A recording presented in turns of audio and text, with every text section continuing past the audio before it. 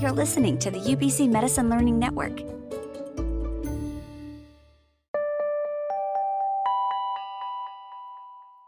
Welcome. You're listening to Metamorphosis, a podcast where we interview physicians from across BC and Canada with the aim of helping medical students navigate their medical careers. I'm Iman, and today we're joined by Dr. Gerald Da Roza, a nephrologist working at Royal Columbian Hospital. He is the head of medicine at Royal Columbian Hospital, as well as division head of Fraser Health Nephrology and the director of the clinical teaching unit at the Royal Columbian Hospital. Welcome, Dr. Da Roza, and thanks so much for joining. Thanks for having me today. Yeah, so I always like to start just by asking what kind of led you to medicine? What was your path prior to medical school? Did you always know you wanted to be a doctor, or kind of how did you find that out for yourself? So, I had an inkling that I wanted to be a doctor since I was really young, like 7. And so my dad would say it's because my mom brainwashed me, as typical Asian family. But, I was good at math and science. And I also had to have an operation. I had this very strange growth under my toenail. And interestingly, they actually had to remove it and remove the entire toenail because it was a risk to turn into a melanoma later on. And so I was very kind of frightened going to an operation at the age of 7. And I was in my class, one of my classmates' fathers was a vascular surgeon, Peter Fry. And he worked out in Vancouver and UBC. And he was nice enough to kind of give me a tour of the hospital before I went in for the surgery. And so, not that it was a big surgery or anything, but I think when you're a kid, you're just like, very worried about this whole Yeah. thing. So, and so Dr. Fry took me in, and I think like I was just fascinated by the whole hospital and, how you could help people and, do great things. And so I think that's where my initial interest kind of started.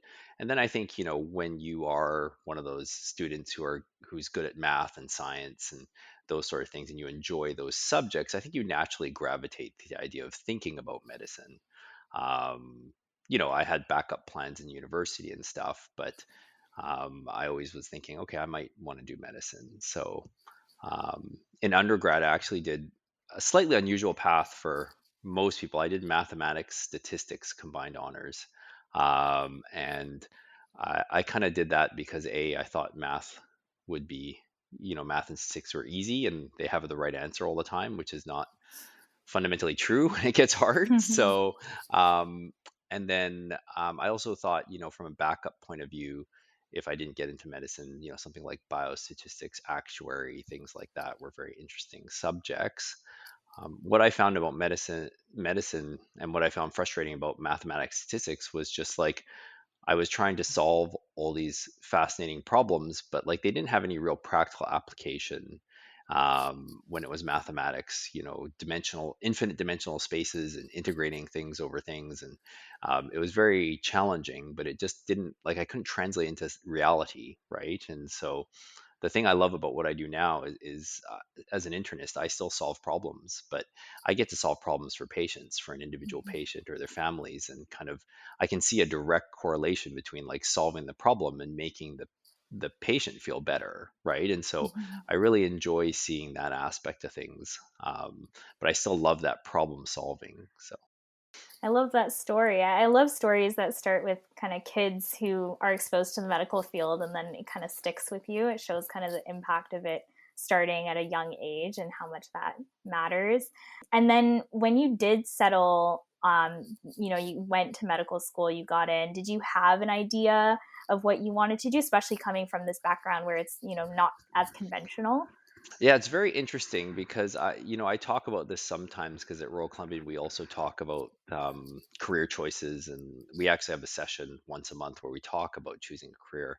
And I explain to people I changed my path multiple times, and I encourage people to really, you know, not be completely fixated on one idea, but to kind of, have a sense of themselves. And what I mean by that is, when I started, I had actually done some research in statistics as an undergrad. And so I had done some student projects with the cancer agency. And I had worked on lung cancer incidence, risk factors, projecting how long it takes from your smoking history to when you get lung cancer. And so some of that early data that came out many years ago that showed that correlation, I had helped um, in a very small part. In like I did a little segment of the work, but I had helped doing that research. So I kind of thought I was going to be an oncologist who does biostatistics, and I had this whole full plan, right? So um, so I thought, well, radiation oncology makes a lot of sense. It's physics. I like Mhm. science a lot, and I liked cancer because of my previous experience myself with the possibility of getting skin cancer. And then I liked the statistics of it, and the cancer agency does a lot of research. And so my path when I was like a third year medical student and second year medical student was radiation oncology. And then probably a master's and PhD in epidemiology. And one of the things I always encourage people is to try and get these experiences early to actually see if you enjoy them. So I was fortunate enough to actually get a research project in radiation oncology when I was a third year medical student. And, the project itself was not really relevant. We were just radiating mouse glands and stuff like that. But one of the nice things was the radiation oncologist, Dr. Morris at the time, really nice guy. He said, "Look, I'll bring you along to my clinic sometimes. You can get some clinical experience, and you know, a lot of times your mentors will do that, right? They'll work on the research project with you, and then they'll kind of show you what they do clinically as well if they're clinicians." And I thought that was very valuable. So I followed along and, went to his clinic sometimes, observed him for different days, kind of shadowed him, so to speak. I wasn't, as a I was in between second, third year as a medical student. Between second, third year, you're not really allowed to kind of do direct patient care on your own. So, um, and it was really interesting because, you know, he really loved his job. I mean, which was great, right? It was really nice to see someone who loved his job. But as I was following along, I would ask him, okay, so, you know, what, like, how do you get your referrals, right? And he'd say, oh, well, the referrals come through the cancer agency, right? And so I'm like, well, do you have to figure out if they have a certain type of cancer? And he's like, no, it's fantastic. Like, everyone has that I see has already been diagnosed with lung cancer or prostate cancer, right? So he already knows what they have, and he's essentially planning their therapy with the physicist and stuff like that, right? So his days were fairly predictable, right? He had clinics on certain days, he had planning therapy on other days, he had follow-up clinics after radiation, and he always saw lung and prostate because at the cancer agency you kind of specialize in a couple of cancers to get really good at it, right? And he loved knowing what he was going to see, the predictability of the day, the infrastructure and all that. But the thing that I recognize that I might miss in that sort of job is just the mystery, you Mhm. know, the solving the problem, which I think was kind of the original um, reason why I wanted to go into medicine, was just to Mhm. challenge myself. And not not that it's not challenging to do radiation oncology or anything like that. It's just a different set of challenges, right? And so I kind of thought, I liked it, but it didn't really kind of grab my attention, right? It didn't really excite me Mhm. the way I felt it should if I really enjoyed something. So it kind of put me, I kind of paused, and then I was like, I'm not sure exactly what I should do at that point.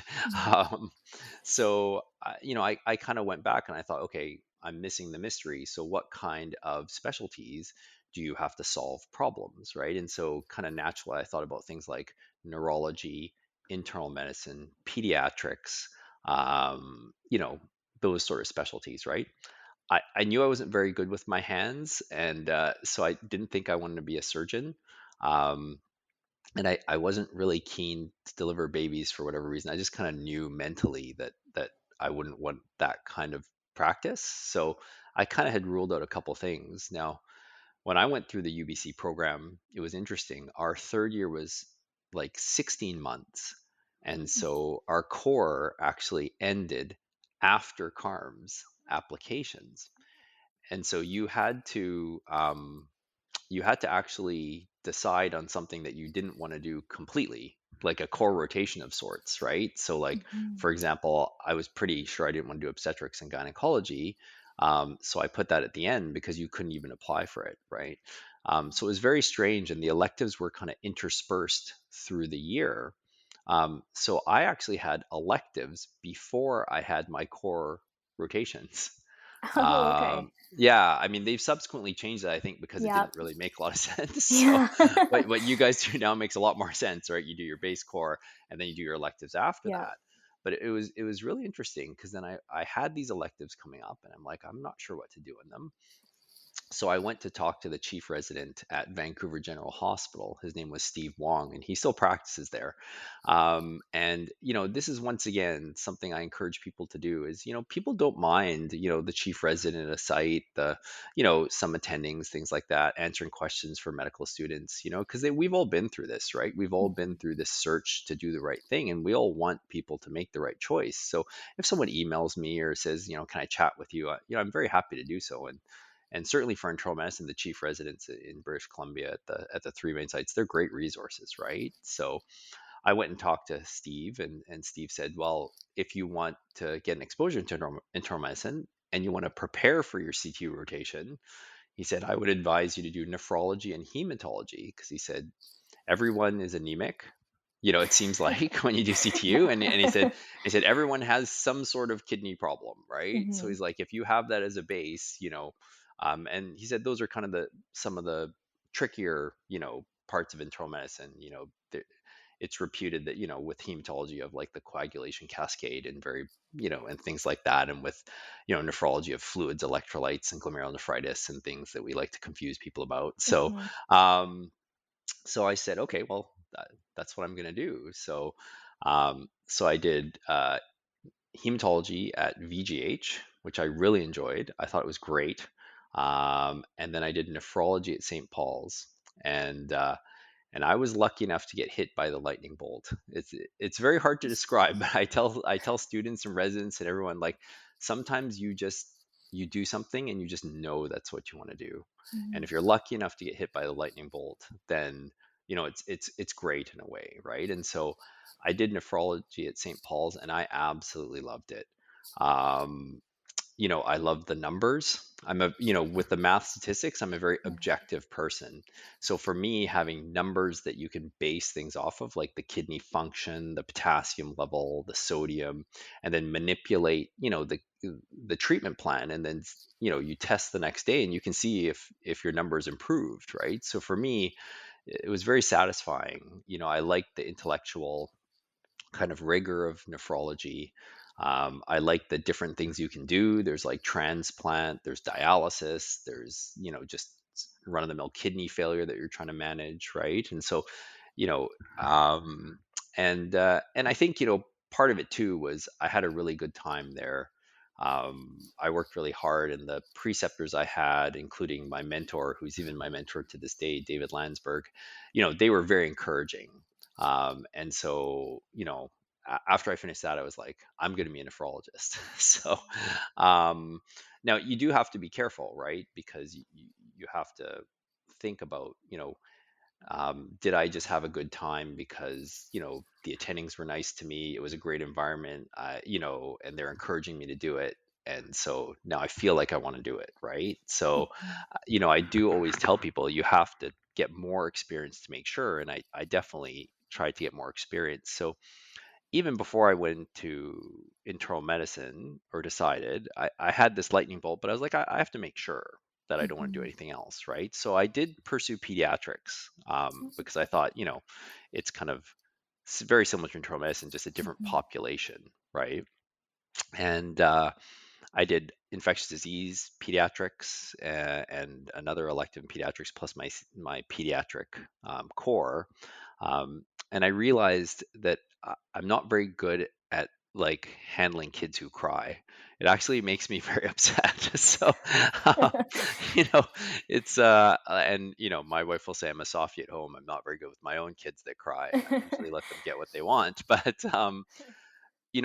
there's these indelible things that occur through clerkship or your training, and you have to listen to your heart, right? And so I remember I was doing pediatric infectious disease. There was this poor young boy. I think he must have been like 6 or 7, and he had been attacked by a dog.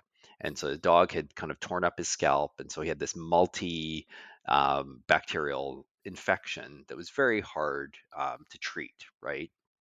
And so, as the infectious disease doctors, we had to go in every day or two and kind of examine the wound, right? And the poor guy, right? Like the minute I walked in the door, the kid just started screaming, right? Because he knew like you were going to have to unwrap the bandages, and as careful as you are, I mean, it's still going to hurt, right? Mhm. And then he's not sure, are you the one who's going to, debride, or what are you going to do?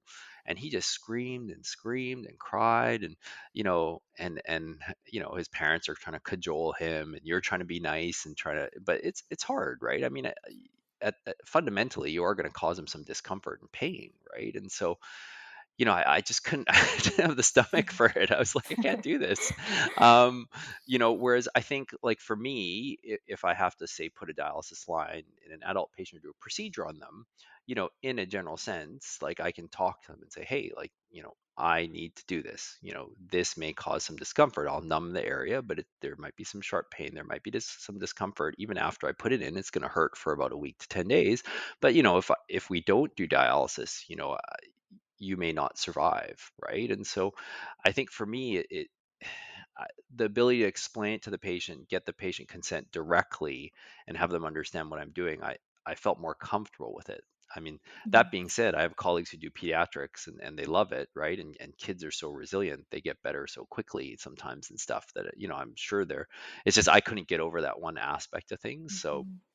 um, so that kind of convinced me to do more adult medicine, internal medicine, stuff like Mhm. that. So, and then the nice thing with internal medicine is, even though I kind of had a sense that I wanted to do nephrology, you still have the core training, and there's so many opportunities to do all these other things. And, internal medicine is great in that way, in that, like, I always sit down with internal medicine residents in first year and I say,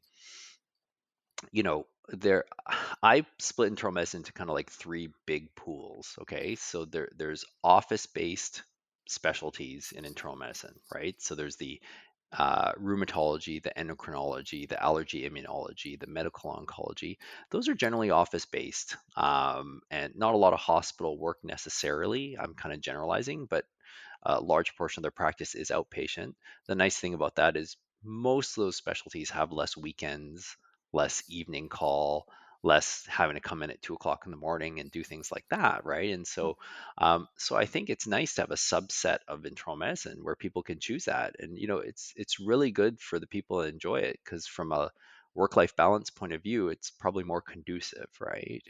Um, you move to the other end of the spectrum, and people would say the more intense internal medicine specialties with kind of procedures and stuff might be the ICU, the GI, the cardiology, where, if you're doing a hospital based specialty like that, there's probably a decent amount of call. There's probably a decent amount of weekends and evenings. For GI, you're scoping people. For ICU, you're tubing people when they're really sick, stuff like that. So, and probably less outpatient, but, there is still a fair amount of outpatient for like cardiology and GI and stuff. Um, and then you kind of have specialties in the middle. So that's where I kind of put like hematology, nephrology, respiratory, infectious disease, where you kind of have office based, you have hospital based, you might have a procedure if you're in respirology or nephrology, but it doesn't kind of dominate what you're doing. And it's kind of in the middle between the two, right? And so I always tell people to kind of, if they can't, if they don't know what they like right away, like the material, they can also think about like how they view their life intersecting with work, right? And some people are kind of very fixated on the work, and the work's got to be the most, not the most important thing, but like they've got to really enjoy the work. Whereas some people are kind of more flexible. They're like, well, I want it to work with my life, and if I'm going to have a family, my family time and all that sort of stuff, right? So I do like that in internal medicine, that you have that opportunity to have a little bit more time and you get to try things. So like, even before, as I was trying to decide on nephrology, actually, as a fourth year medical student, I did an elective at Harvard, just to kind of, I did nephrology at the Mass General, just just to go to a different country, just get out of Canada, and also just to see how they do nephrology in another place, right? And so that was a different experience. Um, and then, as I did core, I also did nephrology, at VGH at St. Paul's. Um, but then I did hematology, I did respiratory, I did GI. I rotated through everything just to give it a good try, right? And every time I kind of pulled back to nephrology, right? Though I would have to say hematology was very close, and I think if I wasn't a nephrologist, I'd probably be a hematologist. They're pretty similar with their numbers and and things like that. Um, so yeah, and even I think I was chief resident at St. Paul's, and everyone would always tease me that we'd do a case and kind of it would always come back to mentioning the kidney, even if it was totally Yeah. unrelated Always related to about the start. kidneys. Yeah, Yeah. so I think people kind of knew at that point that I wanted to be a nephrologist, and I had kind of solidified that through the years, and I was Mhm. I was quite certain. Yeah. Yeah, that's great. And like you said, you just outlined one of the strengths of internal medicine is it does give you the opportunity to be exposed to different things before, having to make that decision. And would you say, because I know people are curious about this when they're going through their like third, fourth year, if they feel like they're nearing fourth year and they're not super sure yet, so they do, you know, electives in various areas. Would you say that that's not necessarily a hindrance if they're still trying to figure things out, kind of similar? I know it was different when you were going through, but that they should still, follow that path of figuring out what they're trying to do, or should they be narrowing it down a bit earlier? It it's such a challenge, that balance that you've highlighted, right? Because everyone, I still remember, I try and remember as a medical student resident, right? There's always that pressure to do like four electives in this thing, and so you're the most competitive, right? But I think like the tough part about that is that you might have premature closure of something else that you might enjoy. And so it like I always say, it's a long road in medicine, and you want to make sure you made the right choice, right? And so ideally you do want to expose yourself to a variety of things until you really know, right? Once you know, then yes, you can hone it down. The only ones where I think it becomes very tricky though are like there are some specialties obviously where they're hyper competitive, right? And back in my day, I don't know how the situation is nowadays, but back in my day, like plastic surgery, dermatology, right? Like they had very limited spots even across the country. And the feeling was that if ophthalmology, if you really wanted to do those things, you really had to do a bunch of electives in them to get reference letters and to be competitive for CARMs, right? Um, I think some of the other things, like, certainly I participate in the interview process for internal medicine for CARMs, right? And I don't necessarily count it against someone that they tried a few other things too, right? Because I would rather they made the right decision. So you do want them to do a few, internal medicine electives to show that they enjoy internal medicine. It's kind of weird if they do everything in one specialty and then suddenly they tell you they're doing internal medicine. You're like, well, why didn't you do any internal medicine? But like, Yeah.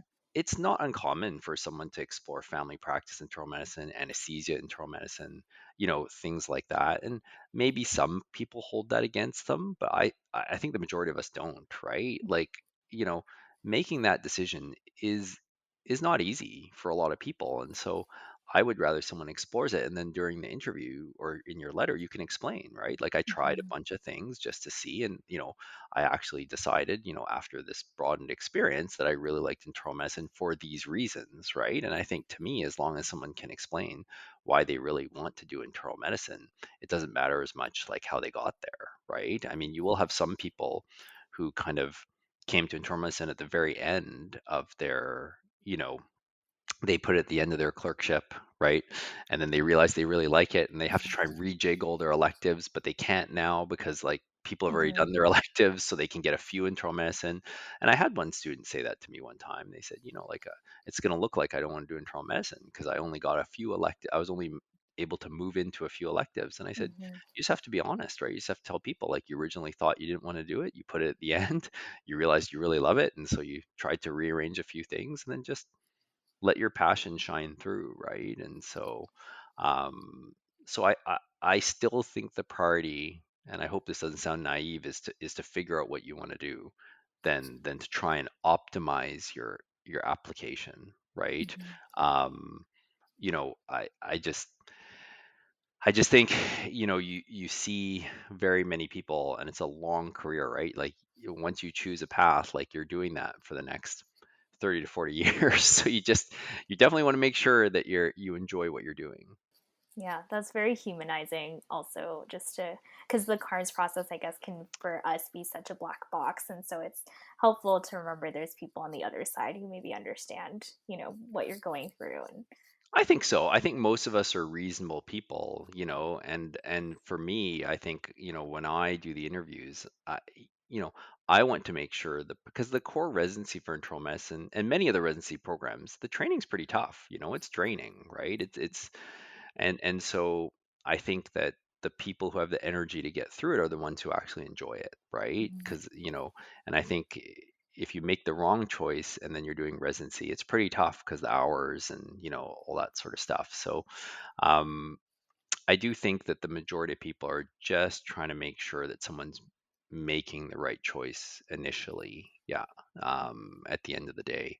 Um, but I think depending on the institution and where they are, some places might be a little bit more like rigorous about it. I do think the nice thing about internal medicine to a certain degree is that there are generally a fair amount of spots across the country. So as long as you're willing to be flexible as to where you go, then it's not like it's one of those hyper competitive specialties that we talked about before. So And speaking for internal medicine, also on that note, for yourself, you kind of had that inclination towards nephrology pretty early on.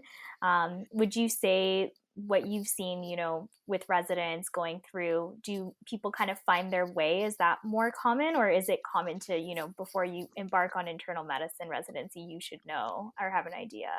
no, no, I don't think so. I mean, I would say, because when I do evaluations with the internal medicine residents when they do their CTU, I always sit down and ask them what's their plans, what's their career plans, right? And I would say probably half of them have an inkling of what they want to do, and half of them have no clue when they start Mhm. out, right? So it's okay to have no clue, absolutely, right?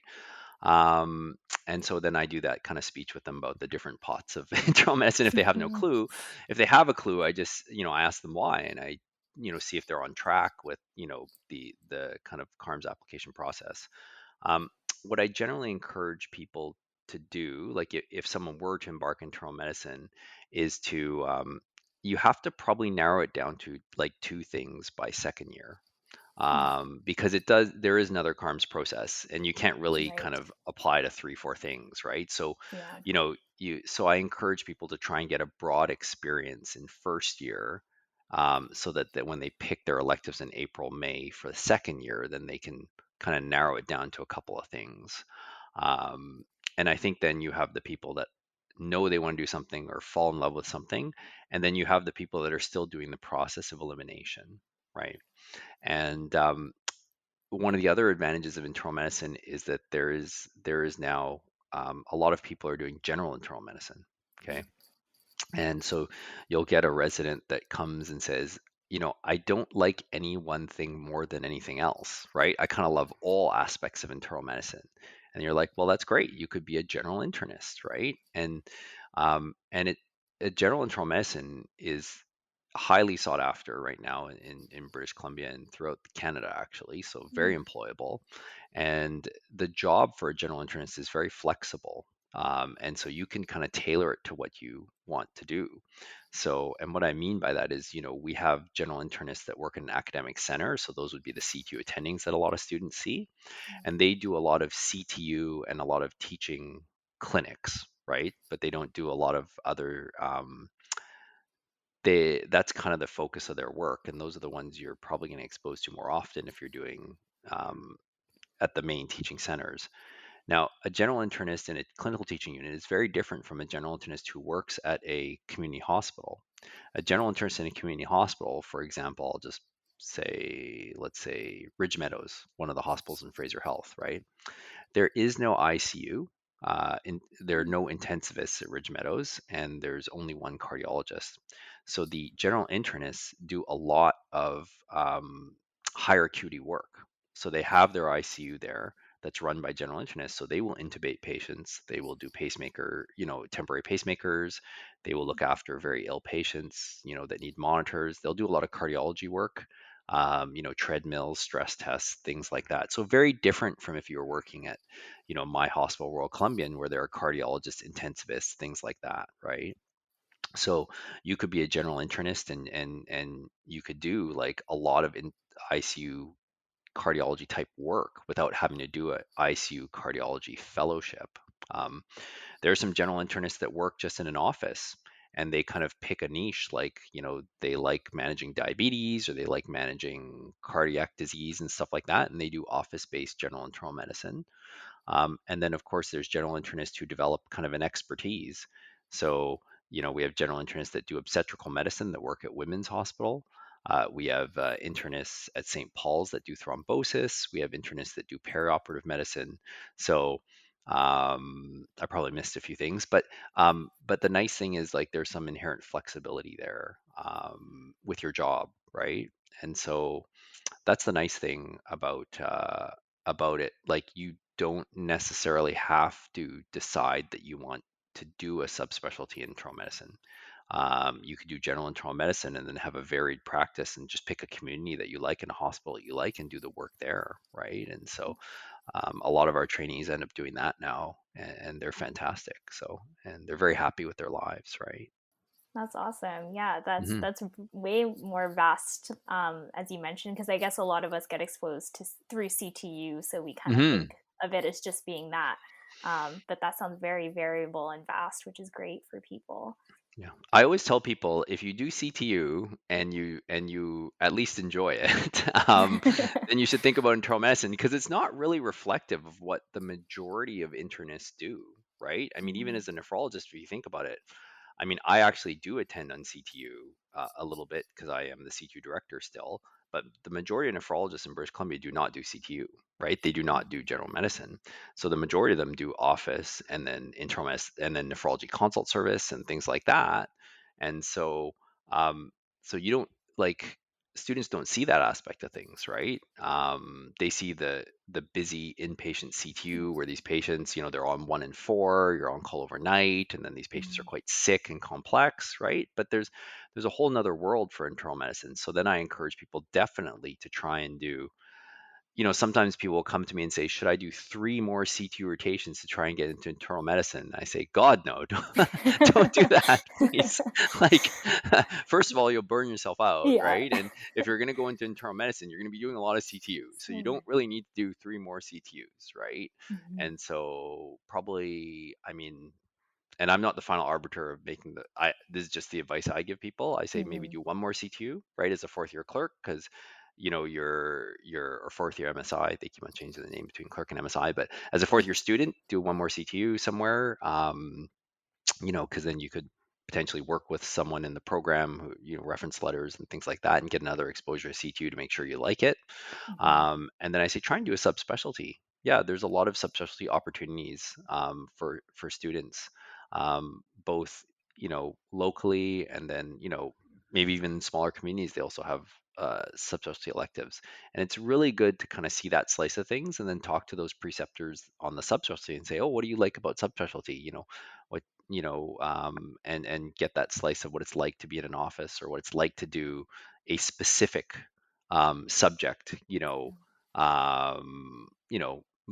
like for 90% of your job, right? Mhm. So I always encourage people get a variety of exposures, yeah, to make Mhm. that decision since CTU is not really always reflective of what you're going to be at the end of the day. So, Right. Yeah, that's great advice for people, just to see what's out there, especially within the realm of internal.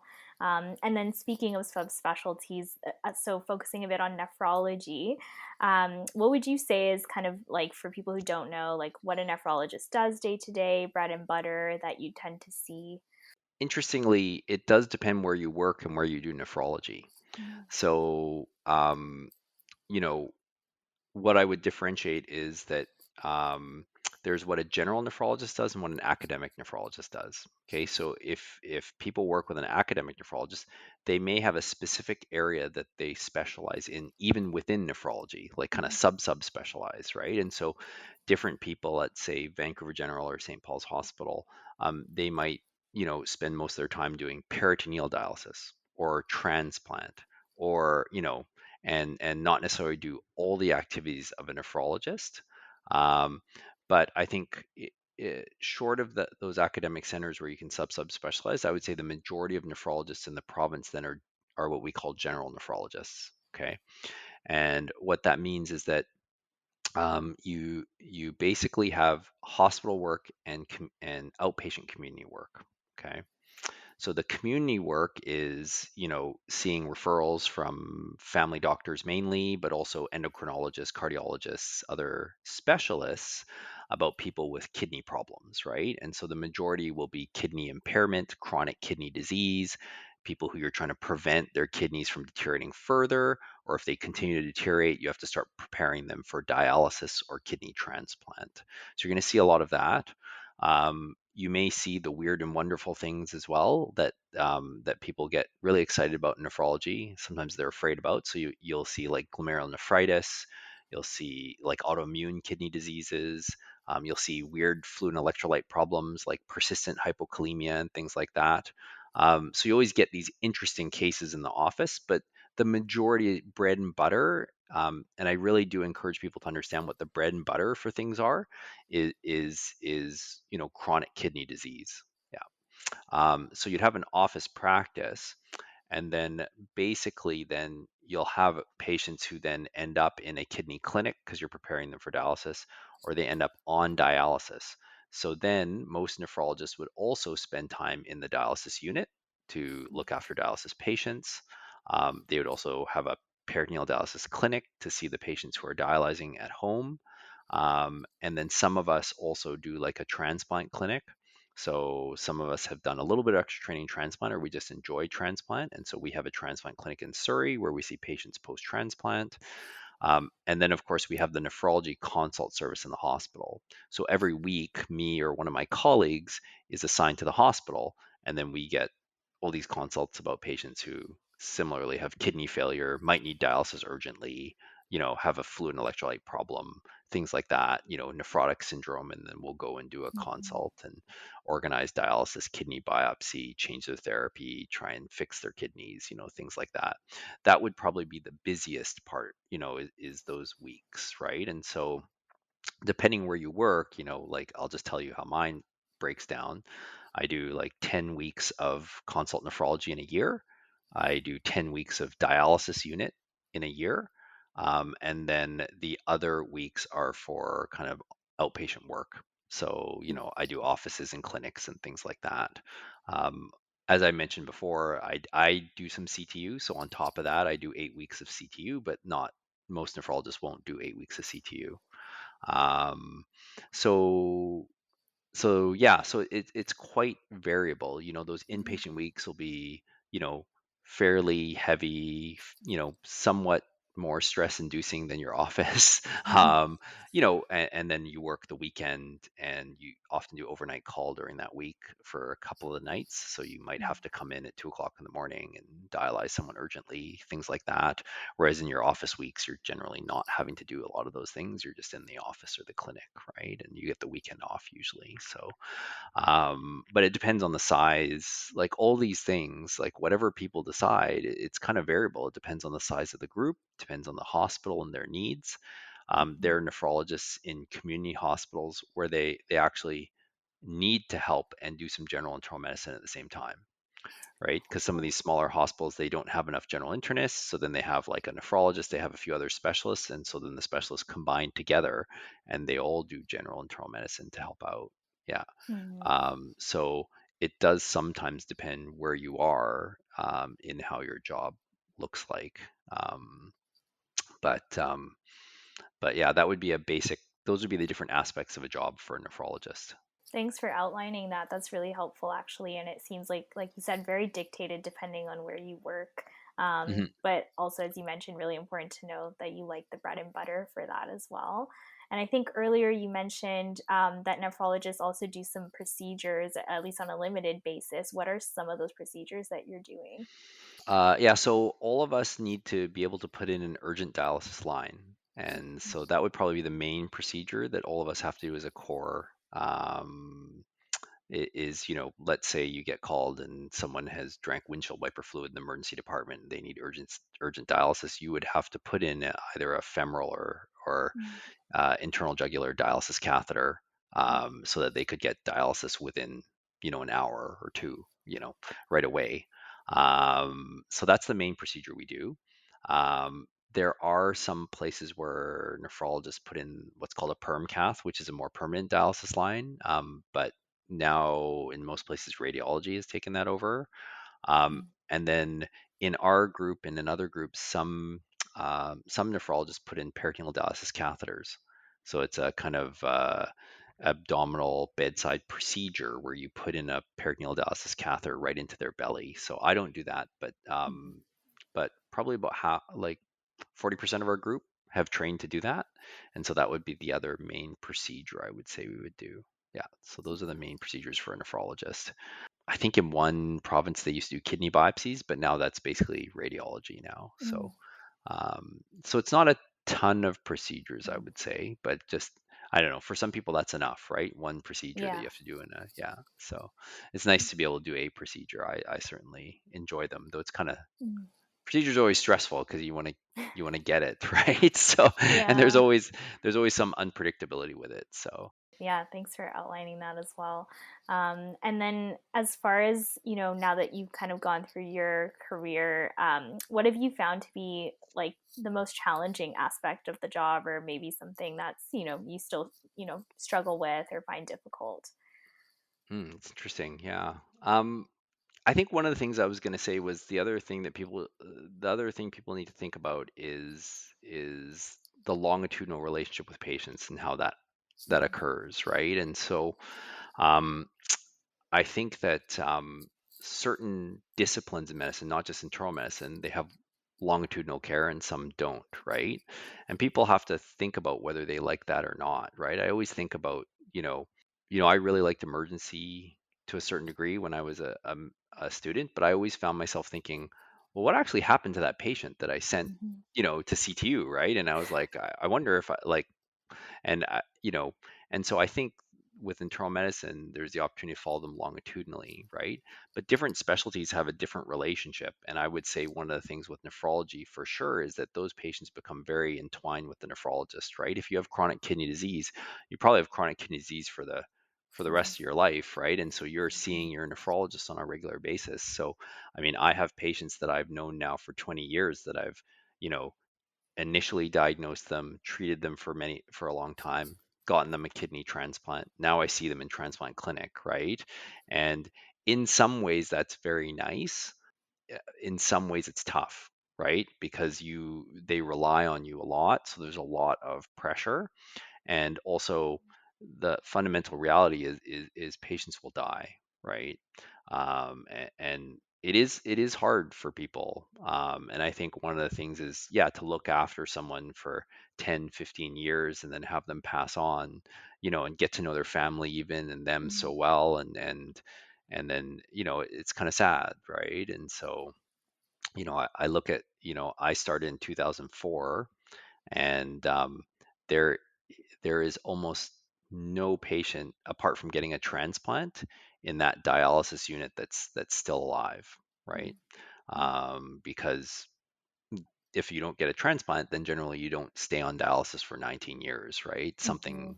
It's not the kidney part, like you could probably die, but other things happen in their health and then they pass on, right? So that process of grieving, for some people, I still find it challenging, right? Because I get very close to my patients. Mhm. Um, One of the other aspects that people have to think about is the call, right? And now as I've gotten older, you realize when some people tell you, you got to think about that aspect of things, Mhm. right? Because when you're a student and a resident, and presumably if you did it reasonably early on in your life, you have a lot of energy, and um, and you're able to kind of deal with the call nights and stuff. I think most of us will say, as you get older, it gets tougher to recover. It gets Mhm. tougher to recover from not having a good night's sleep, right? It gets tougher to recover from working 7 days in a row, right? And things like that. So I think people do need to consider, um, not just what they enjoy and what they like now, but like, will they actually enjoy and like it and have the energy to do it when they're like 50, right? Mhm. Um, and it's hard. It's so hard to do that, right? How do you extrapolate how you're going to be? Um, but I do tell people, if I would to make a general statement about things, I would say there's two general statements I always make to people. I say, you need to understand yourself, and you need to be honest with yourself, and kind of do like iterative iterative evaluations on a regular basis, right? Every time you do a rotation, every time you do something in medicine, you need to ask yourself like, "Oh, how did I feel about that? Did I like that? Did I not like that?" Right? And the part you have to be honest with yourself too is like, you know, are you a high energy person, a low energy person, right? Are you or how do you deal with stress? Are you good with Mhm. stress, or are you not good with stress? How do you deal with multitasking? Do you like no one likes multitasking, I guess, but Mhm. you know, I think, not everyone is the same. And I think people have to understand that. And they sometimes try and compare themselves to a gold standard of like, I find this in internal medicine, they see, the resident who can do it all, right? And they try and Mhm. say, oh, I need to be like that resident. And I'm like, well, that's not always the case, right? You have to understand who you are, and don't worry about as much what other people are doing, right? I mean, it's funny. Um, if you take athletes, right, or you just take people and you put them in a 100-meter race and you just told them to run, someone's going to win. And people will be like, oh, yeah, that's because that person's faster, right? But people accept that, right? And similarly in medicine, some people are better at some skills and some people are not as good at other skills. Some people don't need as much sleep for whatever reason. Some people need more sleep, right? Some people, when things are coming in all directions, you can see they get really stressed, and some people they can remain calm, right, and multitask, right? And I think it's important for people to be honest with themselves and say, like, if you are a person who needs 9 hours of sleep and you're wrecked the next day after a call night, it's probably not a great idea to choose like ICU or something, right? Mm. Because Mhm. like, that's going to be a significant portion of your career for the rest of your life, right? You know, you would think maybe something with less call, maybe more regular hours where you can kind of have a good night's sleep and stuff would be a more logical choice, right? As opposed to if you're a super high energy person and that excites you, and and you don't have as much problems post call and things like that, then maybe that you're more, you know um, that's kind of what I feel people should do when they go through these things, right? Is try and kind of assess themselves, right? And be honest about, what their capabilities are. I mean, you might like something, but like, it may not be conducive to like having good balance in your life, Mhm. depending on what you can accomplish, right? And the other thing that's a fundamental reality is like, most things do become fairly routine after a while, right? So, um, nothing is as exciting as when you've done it for the first, you know, 3 to 10 times, right? But I would say like even nephrology practice, there are cases that really, make you think really hard, and they're really interesting and they're unusual. But probably 90% of what I see, like, it's pretty routine, right? Mhm. And I've seen it before, I know how to deal with it, I know how to do it. And so, for some people that's fine, but for some people, then they have to look for other things. So you'll see people like, for example, I do some administration and teaching, and I really enjoy that. It's kind of a different thing that is not my usual day to day, right? I mean, part of the reason I still do CTU is because it's still a it's still kind of a different challenge, right? Like, with CTU, you don't know what's going to walk through the door. You don't know what the problem is going to be, and you have to kind of solve it, right? And then you have all these, residents and medical students around that you're teaching, and it's a lot of fun, right? So I try and do some CTU still, because it's something different, right? And so people do have to realize that a lot of your job, because you get so presumably you get quite good at it after a while, Mm. right? Because you're doing it over and Yeah. over and over again, it does become a bit routine. Yeah, that's some great wisdom advice there. Like you said, it's hard to predict what you'll need, in 30 years, let's say, but looking internally is probably more helpful than the comparison that I think a lot of us do. A lot of people do it, and like Mhm. I would say the thing is, even for myself, it was hard to predict what I wanted until certain things happened in my life, right? Mhm. And what I mean by that is, I was probably, by all intents and purposes, if people would describe me back in the day, I was pretty crazy. So like I really had this goal to be like a high level academic, nephrologist who was going to get a PhD, and I was going to do tons of research Mm. and all this sort of stuff, and that was going to be my path. And so I did lots of research projects. I worked super hard, and um, and I thought, this is what I'm going to do. I actually was thinking of going to Harvard and doing a transplant fellowship and coming back. And I basically wanted to be my mentor, Dr. Lansford. I still idolize him to this day, and that's who I wanted to be. But the the most, I think, the key thing that happened to me is I actually had my first daughter when I was in third year residency, um, and uh, and that changed my perspective actually quite Mm. profoundly. Because before it was my wife and I, and we had a mission, and we worked, and she had her speech pathology job, and I was doing my thing, and it was like, okay, this is our goal. And then suddenly you have this baby, right? And you have this child that's your child, and you're like, okay, well, like maybe I don't, I've got to think about like how that's going to work, right? Like what kind of dad do I want to be? How much medicine do I want to do? And it's not that the path that I originally had chosen was necessarily going to be hard to do that, but then you start to think about extra years of training and how that's going to impact your family. And then i- if you get a transplant job, for me it was like there's only a few places you can work, and then do we want to move? And all those things I never thought about, right? Like once you have that, that kind of, it changes your perspective. And so for me, one of the things I started to think about was, yeah, like where would I want to settle down? Where would I want to practice? Our family's all in British Columbia. So like I really wanted to stay in British Columbia. So what are other opportunities and things like that?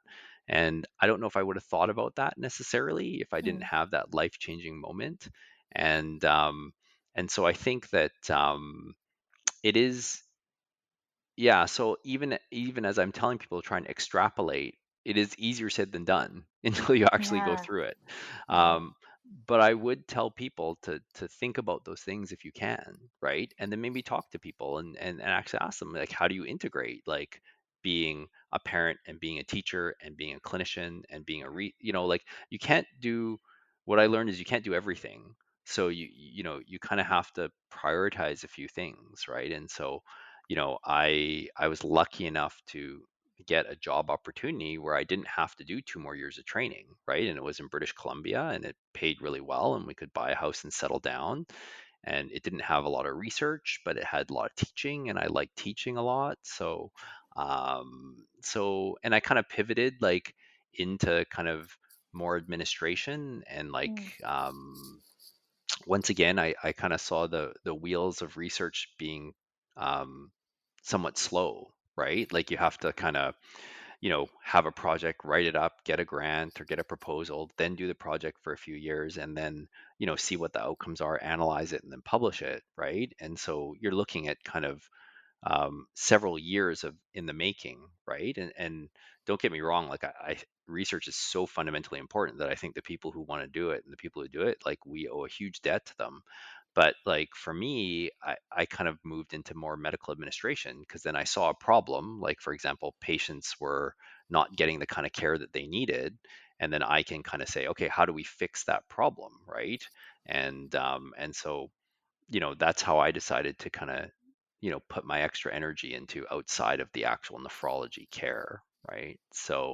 Um, so yeah, so everyone is different. So I try and Hmm. encourage people to really just kind of think about experiences, think about life, and talk to as many people as possible, right? Ask them what they like about their job, ask them what they do, try and be inquisitive and curious. And I think it's the rare person who doesn't want to talk to you guys at all, right?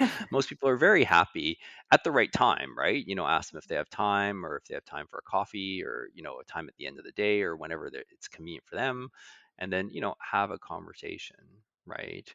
Um, I always tell people like if you're getting advice and you have the right mentors, they should be trying to get to know you to understand what you want, right? Not telling you what to do, right? And that's often what I do when I sit down with students and residents. I'm just like, just tell me about yourself and tell me about what you like, and then I can try and help you make a decision.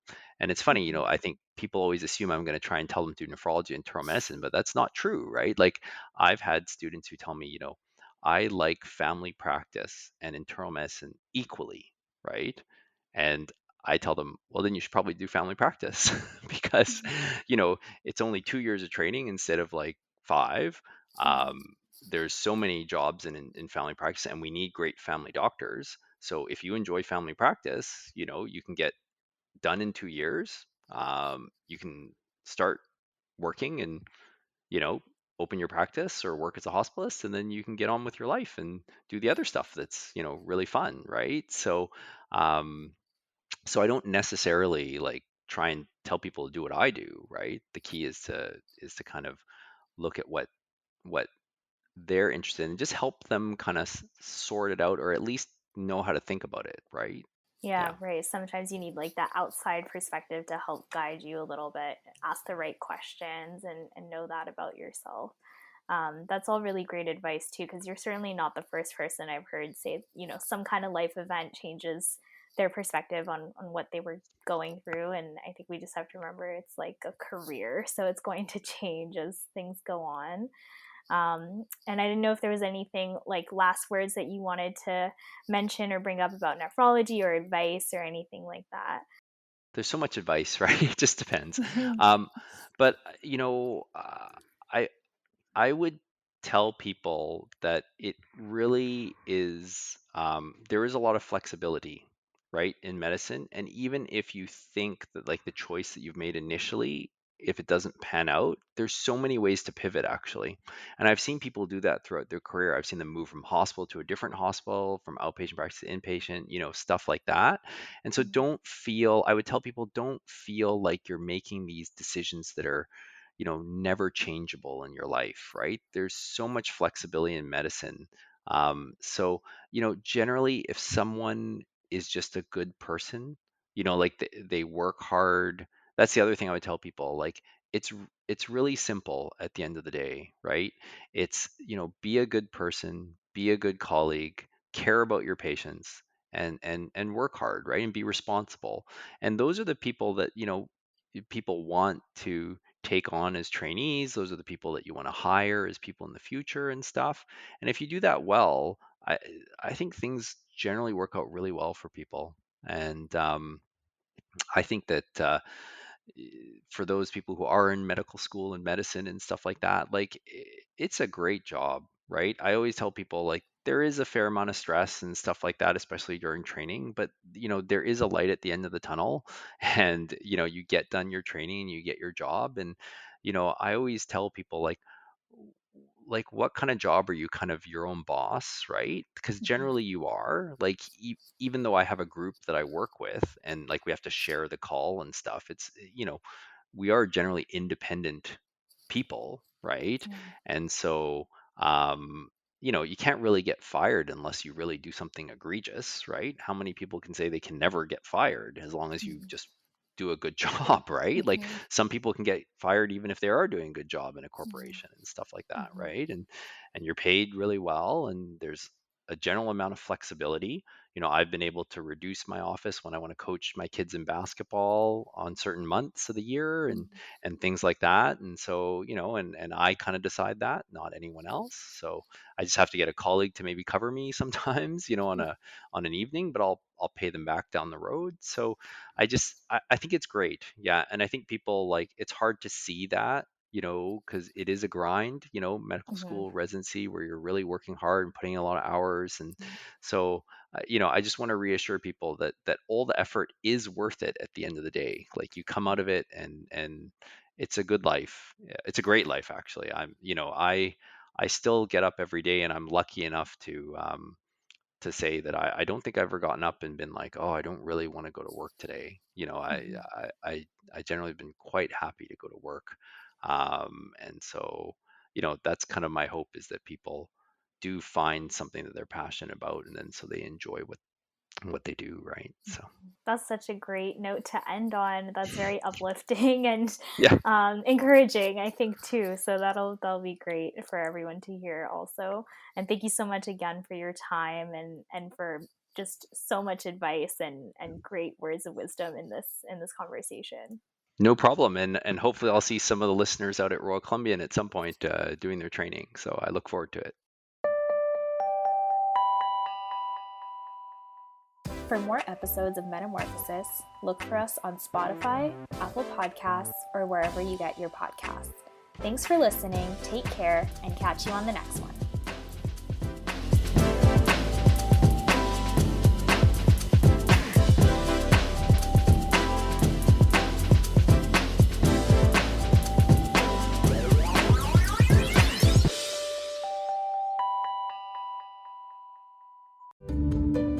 This has been a presentation of the UBC Medicine Learning Network.